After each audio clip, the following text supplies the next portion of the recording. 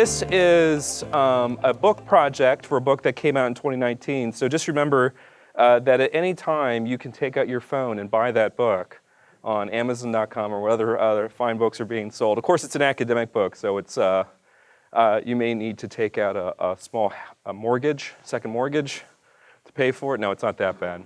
But the central claims of the book, as well as today's presentation on the book, is that the Judeo-Christian consensus was an unlikely alliance of American Protestants, Catholics, and Jews starting during the 1920s and is currently experiencing a period of decline. Now, the reason I say it's unlikely is that there's not a really great history among the three groups here. There's really no reason for Catholics and Protestants to get all that well along. Certainly, Catholics and Jews, especially in Europe, have had a very bad history. Protestants and Jews, a little better, right? Sort of depending on where you're at. In the United States, for example, Protestants and Jews got along pretty well. But that was partly because of, Catholics.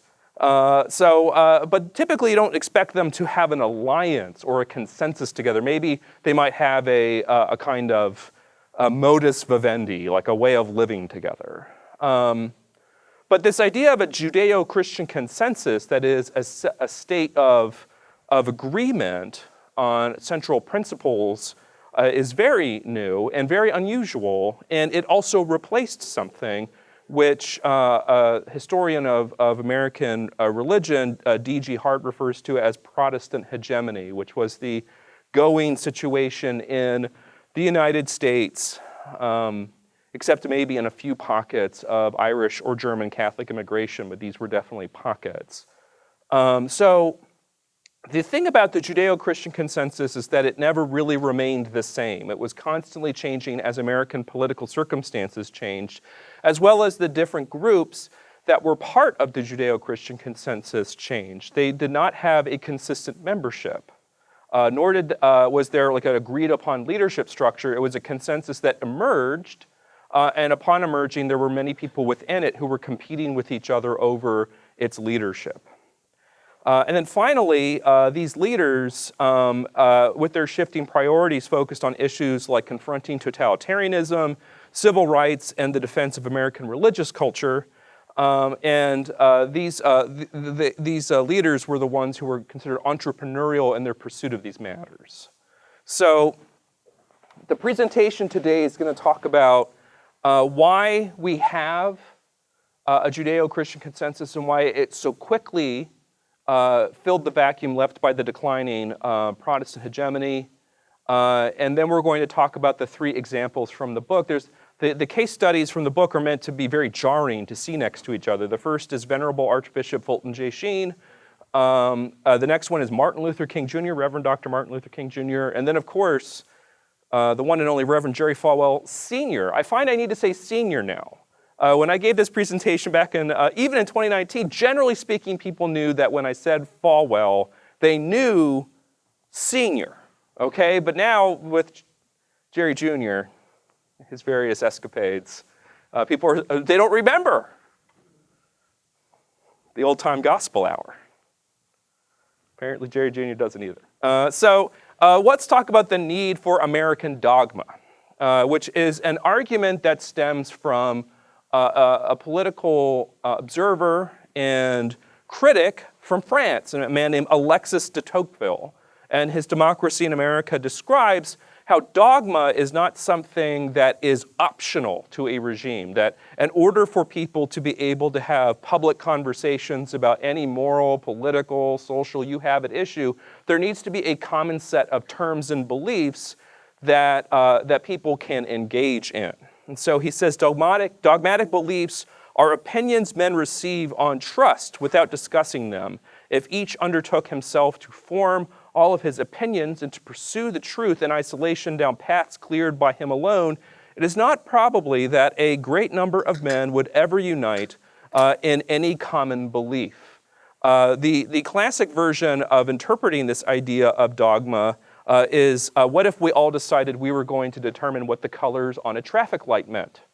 And we decided not to consult with each other or share common principles of whether you like to live or die, or you care very much about insurance premiums, right? And so the outcome of that is if there's no shared dogma on what the red light means, Then there's many traffic accidents, right? And this is great for wreckers. That's probably you should go out and get a truck. Get out of this acting thing, right? And go get a truck and start tow truck business because you'll be making a lot of money. But we have a dogma on traffic lights, which is not as exciting as what we're talking about today, but it's useful. And in democracy, it is especially important, as Tocqueville says, in all that concerns the duties of citizens among themselves, the American has therefore become a subject, and all that regards himself only himself, he has remained a master. He is free and owes account of his actions only to God.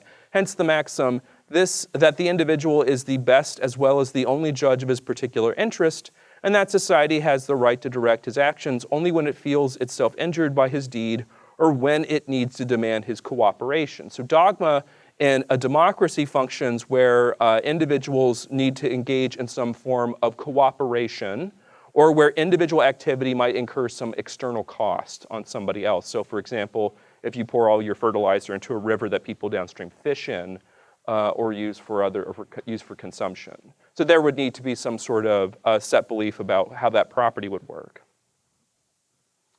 So in the terms of religious dogma, Tocqueville refers to it as a salutary yoke.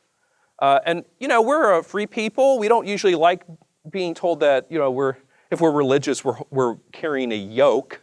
It doesn't sound good, but it is salutary. It's a good yoke. You want to wear this yoke. And the reason he says is the first object and one of the principal advantages of religions is to furnish a solution for each of the primordial questions that is clear, precise, intelligible to the crowd, and very lasting. Therefore, one can say that every religion that remains within this circle I've just indicated, and here he means Christianity, and that does not claim to leave it, as several have attempted to do so, in order to stop free ascent of the human mind in all directions, imposes a salutary yoke on the intellect. Well, what makes it salutary?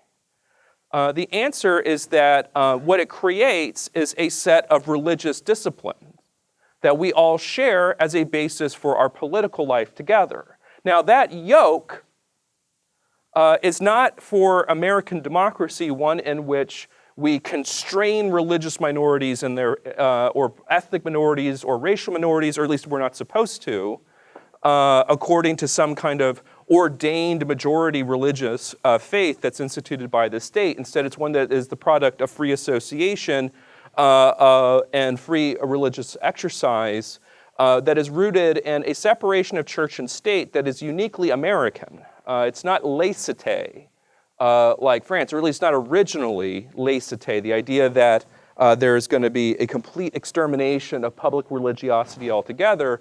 Rather, what there is a disaffiliation of a church establishment from state or local governments. Now, what's amazing is when Tocqueville's in the United States making observations about the country, he says this, and it's 1831. There actually is still a state with an established church, and that's Massachusetts. But that's not quite what he means. By then, it was more of a formal establishment, and even so, was very quickly on the way out. In 2 years, it was going to be gone. And so what he notes about the prevailing understanding of separation of church and state is that religion sees in civil freedom a noble exercise of the faculties of man and the political world, a field left by the Creator to the efforts of intelligence, free and powerful in its sphere, satisfied with the place that is reserved for it. It knows that its empire is all better established when it reigns by its own strength alone and dominates over the hearts without support. Freedom sees in religion the companion of its struggles and its triumphs. The cradle is of its infancy, the divine source of its rights, and considers religion as a safeguard of mores, and mores are the guarantee of laws and pledge its own duration. This is a peculiar American circumstance, because in the United States, the separation of church and state creates the space in which a pluralistic religious environment can thrive without all of the different denominations competing over state patronage the way they did in the United States. So when he describes these circumstances in America, Americans read this and they're like, well, yeah. But in the French, they're like, wait, what? And the reason why the French are confused by this is because there's been this tremendous churn in France ever since the Reformation over the exact status of the Catholic Church and Protestant denominations. We don't need to get into that, but what matters is that this description that he has of American separation of church and state is very difficult for the French to imagine. one in which there's a kind of peaceful association, relatively, among different religious denominations. Now, the thing about these religious denominations is that they were part of a consensus that he observes, one which is generally tolerant of Catholics, but not fond of it. So in a way, Tocqueville is a little overstating this piece, but he's at least sort of describing what could be something to come in the United States, or at least in its ideal form, what the United States could produce through its institutional arrangements. So if you're Protestant, I don't mean to upset you by using the word hegemony. Right? This isn't like Soviet hegemony we're talking about. This is a cultural way of life that was very much part of the 19th century, which is a product here. Does anyone know what this is? Anybody here from? Yeah, there's a Methodist tent revival. That's right. Yeah, and you'll notice that. So I hope all of you understand that people are not falling asleep. This man is doing a very good job. These people are experiencing the gifts of the Spirit and are coming to Jesus. So they have fainted. And so this revival of the Christian religion that emerges in the United States occurs in places like the burned-over district of upstate New York. And I'm not sure if you guys have ever been to a revival meeting. I see very few horses. I mean, I'm from Texas, and you'd think I'd have seen one, but I don't recommend bringing horses or any kind of livestock to attend a revival. So the Protestant hegemony of the 19th century is a product, not just of the older established churches like the Congregationalists and the Anglicans. In fact, they sort of lag behind. The Quakers are in decline. These sort of like old colonial religions aren't doing so well. The product of the separation of church and state, in which there's an exercise of religion and no church establishment, leads to a proliferation of Methodist, Baptist, what are called New Light Presbyterian churches. And what's funny is they all populate the town squares. So if you go to like historic town squares, there's going to be one of each of these churches around the square, and then there's going to be two other buildings. There's going to be the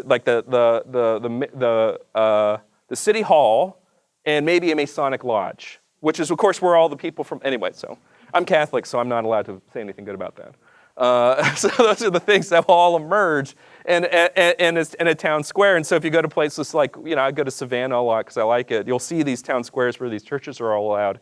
Maybe you'll find a synagogue. There's one in Savannah that was settled by Sephardic Jews fleeing the Inquisition in Portugal. So during this period, there is a lot of laying aside dogmatic differences on matters of faith. So Episcopalians with their high church functions can get along with Methodists who are nominally their co-religionists but engage in tent revivals that no self-respecting Episcopalian would ever go to, right? Far too stuffy for that. You have the Baptists, right? Well, all you need is three things, a Bible, a horse, and a call, right? So they go out. Originally, Baptist church is also racially integrated, and so it was a source maybe of social peace. And so all of these different groups also resolve their differences with two exceptions. There is a suspicion of Roman Catholics, that's the raison d'etre of a lot of the civil peace among Protestants, and then the emergence of the LDS Church. And the LDS Church is a problem because they call themselves Protestants too. And if you don't know who I'm talking about, it's the Mormons, often they call that, they prefer this, so I call them that. So many of the state laws in the 19th century actually sought to deny Catholics, and in some cases Jews, but mostly Catholics, various rights to things to vote. And then after the Civil War, there were the Blaine Amendments that sought to deny access of churches to state funds. The reason being that they would patronize Catholic churches, and Protestants were already sufficiently well-heeled that they could operate their own institutions, whereas after the Civil War, most Catholic churches and parishes were pretty poor. So this was a way of disenfranchising Catholics from catching up to the social position of Protestants. This leads to all kinds of disagreements. In the 1830s, for example, there is the destruction of the Charlestown nunnery here. There was a suspicion largely fomented by someone named Maria Monk. If you ever heard of the Maria Monk stories, is a fraud. And really, in retrospect, when you read the Maria Monk stuff, it's more of like an acceptable way to tell kind of dirty stories. Because they're like, here's some stories about things that go on in Catholic convents. And then they describe them, and you're like, oh, this is terrible. This is just awful. Anyway, so unfortunately for the pseudonymous author Maria Monk, this actually provokes an outrage, and the people near Boston who had started a convent, the women had their convent burned down. And then here's the martyrdom of Joseph Smith. For those of you who don't know, the people who assassinate Joseph Smith actually wear blackface to conceal their identity. So this is just a terribly wicked event in American history for all sorts of reasons. But his assassination is based off the idea that he's going to bring judgment on the country for introducing the hellacious sin of polygamy. And then this stuff becomes more systematized into politics. And this is the classic depiction of the Catholic bishop. You can see his face right here as a crocodile. Here's the mitre as the mouth. And so you see Roman church, and you're like, wait, why are the Mormons a tortoise? And the answer is this is the tabernacle. I didn't know that. I had a Mormon explain it to me. I was like, who's scared of this? But then again, if any of you are fans of Japanese 20th century film, this could be Gamera, right? Anyway, so religious liberty is guaranteed, but can we allow foreign reptiles to crawl all over the U.S.? Oddly enough, Mormons are all American. They're from America, but the idea is that they're foreign to American culture. So these are the things that are sort of the limits of Protestant hegemony. And they're funny now, but they were serious then. At one point in 1858, right before the American Civil War, we actually sent federal soldiers into the Utah Territory to stop Mormons from raiding federal supply lines. Things get pretty dicey. So what really breaks all of this over the knee is the fundamentalist controversy among Protestants who had achieved a relatively peaceful pluralism on matters of religious faith. But during the end of the 19th century, what we experienced is the rise of Darwinism, major advances in natural sciences, and the idea here is that these are things that contest traditional biblical beliefs that were held onto usually by low church, rural Protestants in a country where you're experiencing rapid industrialization and urbanization. And in the more industrialized urban centers, you had wealthier, slightly more socially aligned or elite-aligned churches that were updating religious beliefs according to the ideas of theological modernism. And so this breaks occurs in the fundamentalist controversy of the 19-teens and 1920s, such as through the conflict of Harry Emerson Fosdick, who has in his very famous sermon, "Shall the Fundamentalists Win?"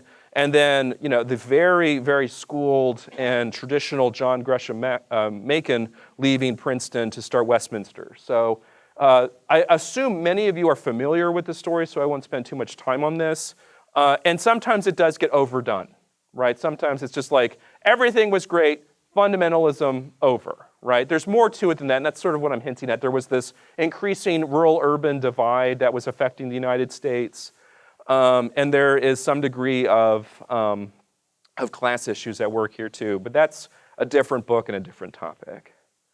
The thing that's important is that the fundamentalists oppose the integration of non-Protestant religious minorities into a kind of parity with Protestants in the United States.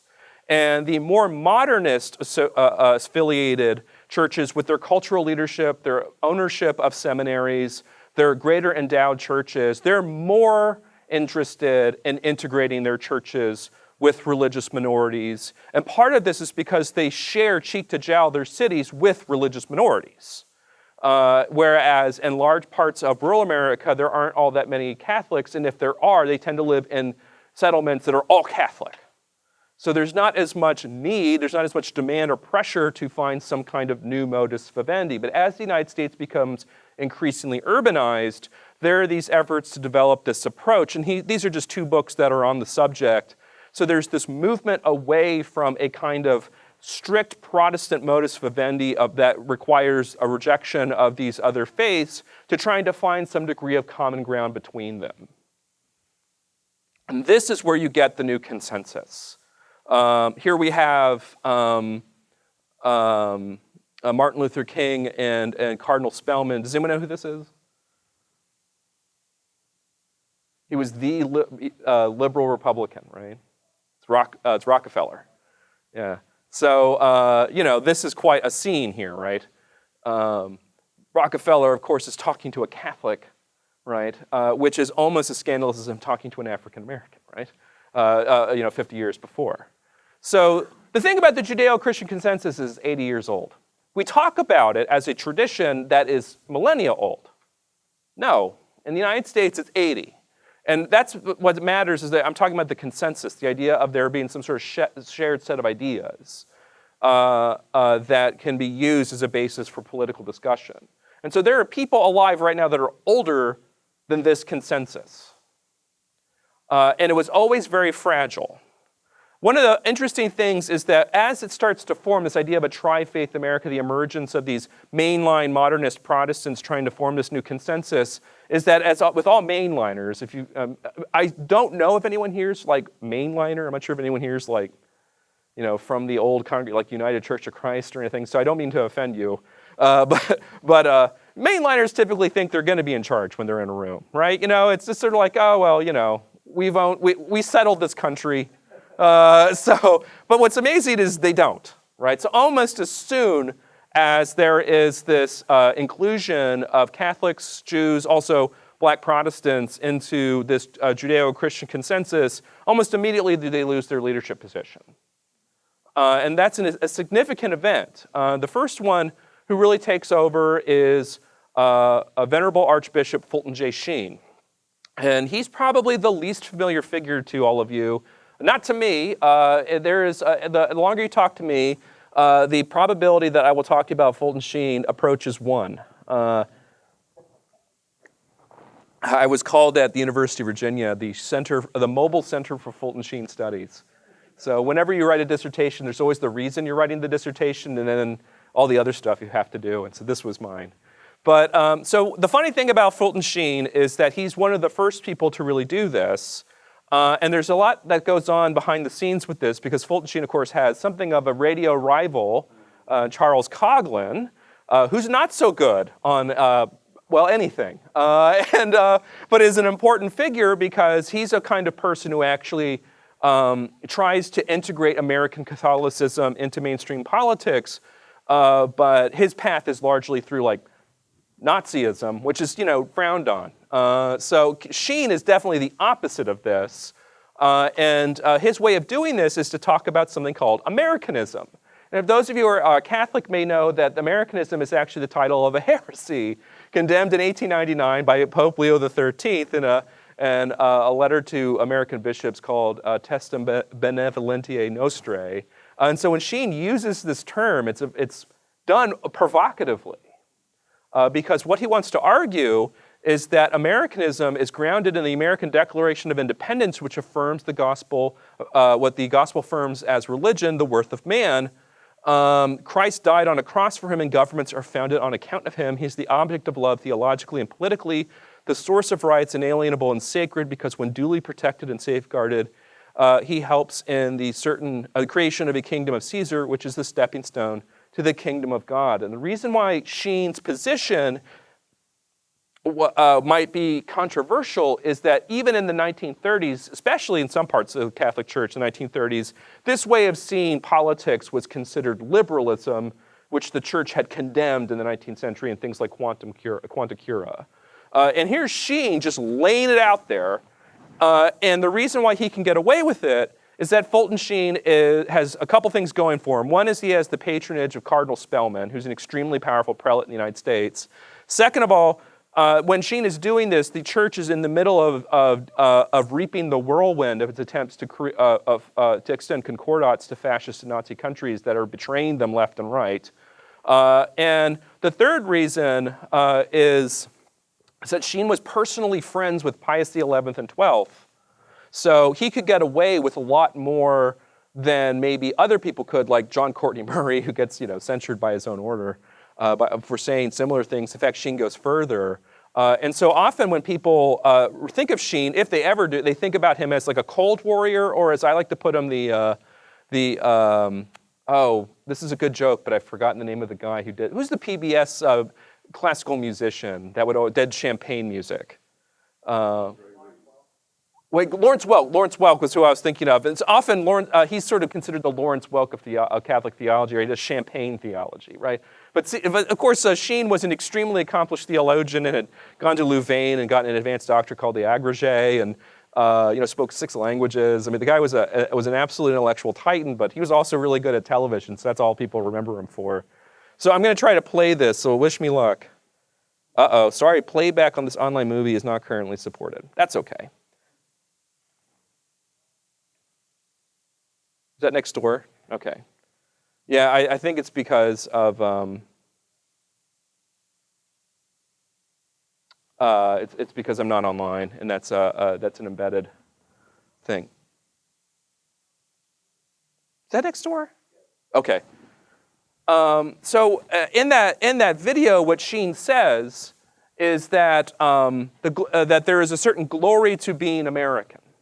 And what makes being American glorious is that we have rights that come from God, and nobody can take them away. They don't come from the majority, because then the majority can take them away. They don't come from some sovereign dictator, because the dictator can take them away. We have them from the most authoritative source in the world, and all of existence, in God. And armed with that knowledge, we know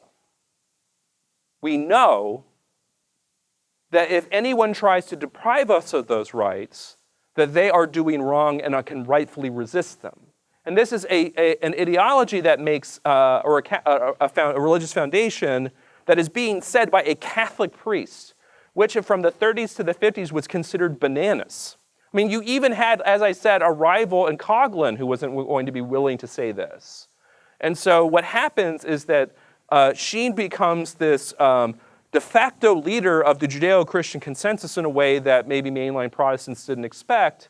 And as a result, you have him, here he is talking to Billy Graham. He would give homilies and there would be Supreme Court justices in the audience. He had private meetings with Dwight D. Eisenhower during his presidency. He was a very well-connected prelate and was also very emphatically religious. He wasn't like Spellman, right? I mean, you guys know the history of Spellman. He liked the ballet. There were certain aspects of the ballet he liked more than others. The dancers, but he had, you go to Sheen's house and people would just mail him money, and you go into Sheen's house and there would just be all these envelopes filled with cash, and you would go to his room and there would be a cot and an altar where he would say mass. That was all there was. So he has this idea here of the Judeo-Christian consensus very firmly stated about Jews, Protestants, and Catholics. Maybe they cannot meet together in the same church, but they can at least meet together on their knees in prayer for their country. That's actually from Communism, the Conscience of the West, not from that episode of Life is Worth Living. So I'm not sure if you guys know who. Oh, yes. Yeah. What were Sheen's main goals, or like his was it the mainstreaming of Catholicism in American culture? I should have mentioned that. No. Yeah, there's two. At least when it comes to his social message. The first is that, and that's more so early on. He does a radio show in 1930 called the Catholic Hour with the National Council of Catholic Men, and the reason that the radio show starts is because of all the anti-Catholicism of the Adam Smith presidential campaign in 1928. Smith runs as the Democratic presidential nominee, not just as a Catholic, but as a wet. Oh, imagine legalization of the sale of alcohol. So that becomes a big problem for him. And then later on, he also does this to oppose totalitarianism, originally communism, but with the rise of fascism and Nazism, he loops them all together and says they're effectively the same problem with different appeals to totalitarian principles, whether it be the state for fascism, for the master race for Nazism, or for a proletarian revolution for communism. So I'm not sure if you guys have ever heard of Reverend Dr. Martin Luther King Jr., kind of an obscure figure. People are tired of him, I've discovered, right? I'll never get tired of King. I'm a big fan. But the King, it takes over in many respects around the same time that Sheen's sort of publicity is declining. And the reason Sheen's publicity is declining is he has a very, very bitter falling out with Spellman. He pulls the show off the air. Life is Worth Living wins an Emmy. the show that Sheen's running. And at the same time that's happening with Sheen, King is emerging during the Montgomery bus boycott in 1957, which is an attempt to test the decision from 1954 in the integration of schools. So what King becomes is a person who appeals to religious groups as a black Protestant. He's I think a fourth generation black preacher, and his father, Daddy King, was a prominent upscale black Baptist minister in Atlanta, and King, of course, goes to Montgomery, where he was replacing a man named Vernon Johns. And does anyone know why that church in Montgomery had gotten rid of Vernon Johns?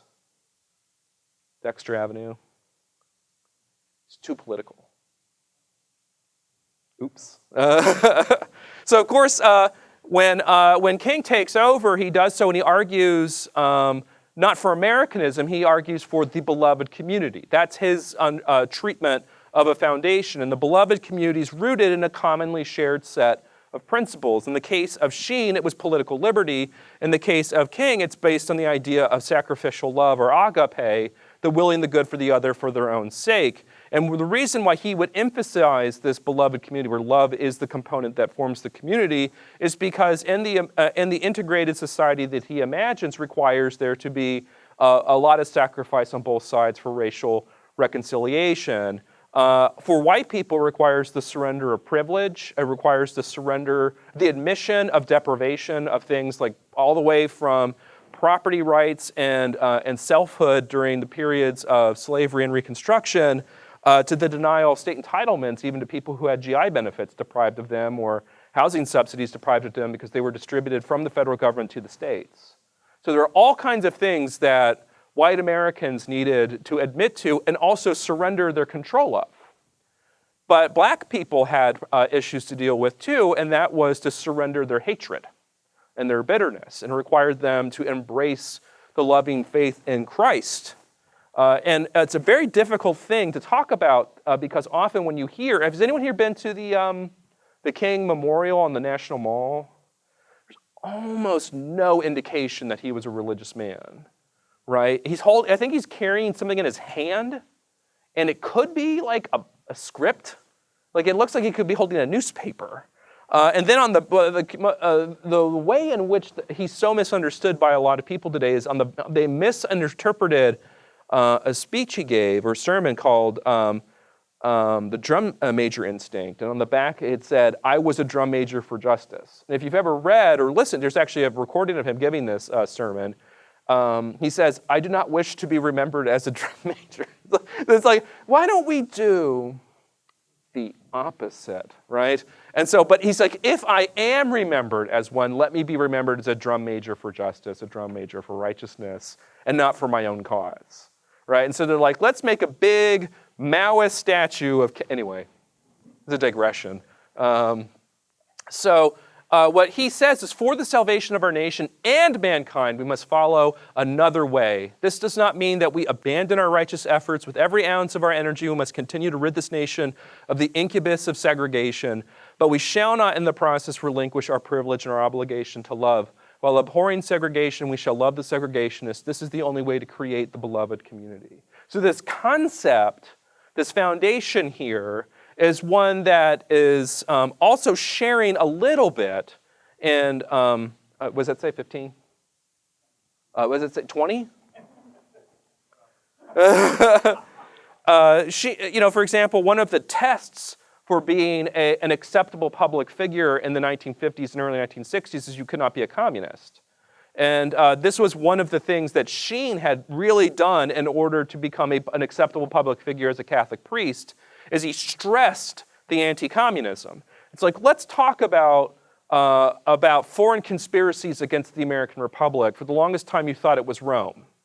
And it wasn't. It never was. But the communists, that's a real thing. And who are the people who are suffering under communism the most? Catholics, right? After the Cold War starts, he starts indicating this. He starts talking about Hungary, Cardinal Misnetsky, and all these different figures. So this becomes a major fulcrum he can use rhetorically. And what's amazing is that the argument that's used against the influence of someone like King is that he's a communist. And he's not. And he has to give sermon after sermon explaining why he's not a communist. Now, he is a leftist economically, but more in like the kind of patriotic unions, that sort of AFL-CIO type. It gets a little bit more radical as he gets older, but he's sort of dragged that direction by his own people. So unfortunately, we're not going to be able to listen to this. This is actually a great clip to look up, though, because it's from 1967. This is only like a year before his death. And so often what people say is that King becomes less religious over time. And that is not true. And in this, The Other America, he remains very committed to a religious message. What King is cognizant of is that the religious message isn't working as well. And so he's constantly trying to find a message that will work, but bring you back to both the salvation of the nation and the soul. Because as he liked to say about himself, he is a minister of the gospel first. And that his entire ministry in civil rights was done in service to the gospel. So here he is. Here's a statement he makes in 1962, and actually in the presence of Cardinal Spellman. That picture earlier was one of him together. And he says, in the final analysis, racial injustice must be uprooted from American society because it is morally wrong. And you'll note that he cites here the Hebraic Christian heritage. That was his curious formulation. In other places, it's normally called Judeo-Christian. But you'll notice he's invoking the same thing. And so the third example is by Jerry Sr., Jerry Falwell Sr. Some of you may not have grown up with him. I did. I am Catholic, but I grew up in Houston, Texas, in the Bible Belt, and Falwell was a very significant presence among the people I attended. I went to a private Christian academy that was run by Fundamentalist Church of Christ group. So no piano, right? If you guys know anything about that. No music instruments altogether, all a cappella. It's one of like maybe 5 Catholics at the school. If you want to know why I'm attending that school, ask my mother. Just strap in. It's going to be a 5-hour rant. So Falwell was a big figure in this. And I remember that, you want to talk about all scholarship is biography. In the case of this book, it's because the way that I was able to find my way through this school through 8th grade was by saying that my mother voted for Ronald Reagan. Suddenly it was fine that I was Catholic. Anyway.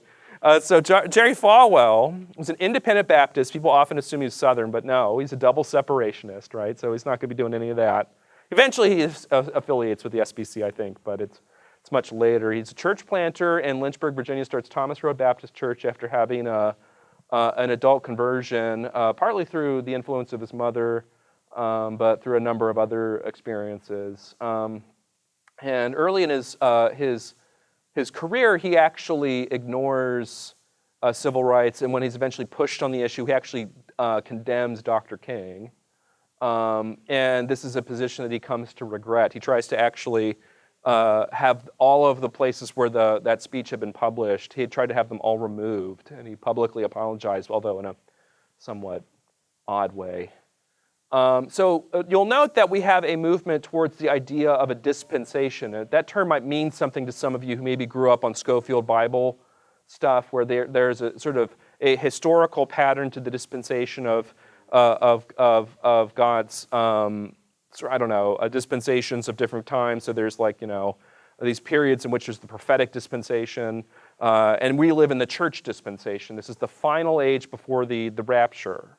And so the task of the American dispensation was to ensure that the United States remained a religiously free place so that the gospel could be ministered freely and people would come to the church before the end of creation. And the thing about Falwell's appeal, and we're not going to be able to hear it here, which is okay, although one of the things that people always forget about Jerry is that if they know only Jerry Sr.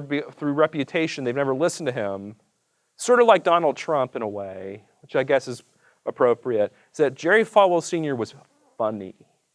He was very funny. So, you guys see the Donald Trump talking about, I promise you I will, Joe Biden fell off his bike and I promise you if I'm elected president, I will never ride a bike. I mean, like, this is the thing people forget about Trump, is he's funny. So Jerry Sr. was funny. And he was also true to his word. One of his most open political critics at the time was Ted Kennedy. So he said, hey, why don't you come on over to my church at Thomas Road, and we'll give you a platform. So he does.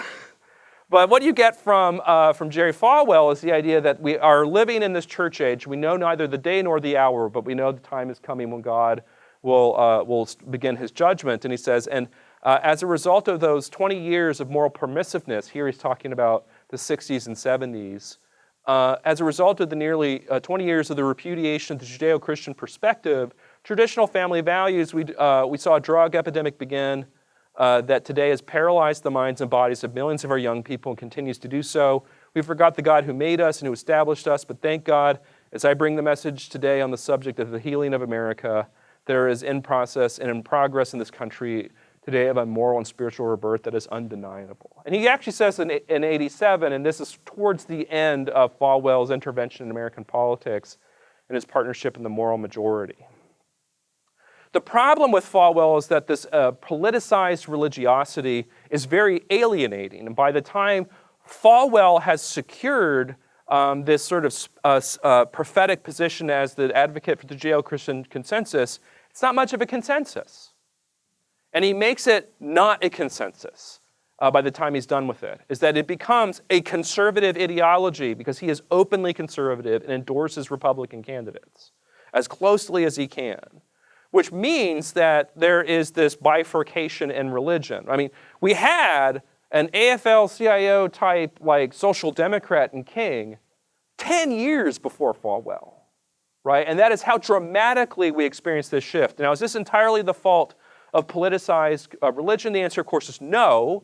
As Falwell indicates, there was also a radicalization on the left that was repudiating Christianity itself. But there was nothing that necessitated the response that you got in this case. This was the result of decisions that people made, people like Falwell. And so the consequence has been that if you're going to join a church, you're kind of expected to know its political positions. People are often church shopping now based off of political alignments. And so, and pastors are pushed very hard to adopt a political position as well, and that's sort of an outgrowth of this.